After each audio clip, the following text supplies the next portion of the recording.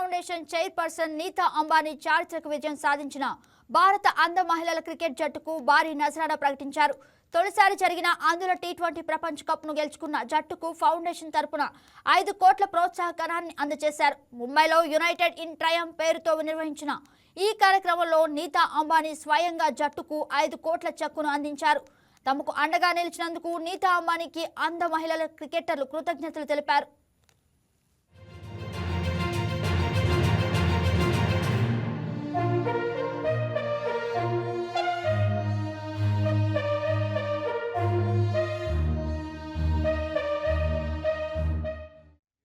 ఈ వేదికపై 3 ప్రపంచ కప్ విజేత జట్లను ఒకే చోట సత్కరించడం విశేషం.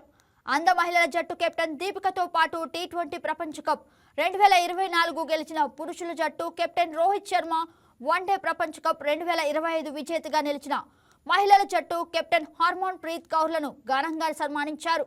నూతన సంవత్సరానికి ఒక ప్రత్యేకమైన సందర్భంతో ప్రారంభిస్తున్నామని ఈ సందర్భంగా నీతా అంబానీకి భావోద్వేగానికి గురయ్యారు. 3 భారత క్రికెట్ జట్టు ఒకే గూటి కిందకి రావడం చాలా ఆనందంగా ఉందన్నారు. ఈ కార్యక్రమాన్ని రిలయన్స్ ఇండస్ట్రీస్ అధినేత ముఖేష్ అంబానీ, బాలీవుడ్ దిగ్గజం అమితాబ్ బచ్చన్, లెజెండ్ క్రికెటర్ సచిన్ టెండూల్కర్, ఇక ఐసీఐసీ చైర్మన్తో జైషాతో పాటు పలువురు సినీ క్రీడా ప్రముఖులు హాజరయ్యారు. ఈ వీడియో మీకు నచ్చినట్లయితే లైక్ చేయండి, షేర్ చేయండి, మా ఛానల్కి సబ్స్క్రైబ్ చేయండి.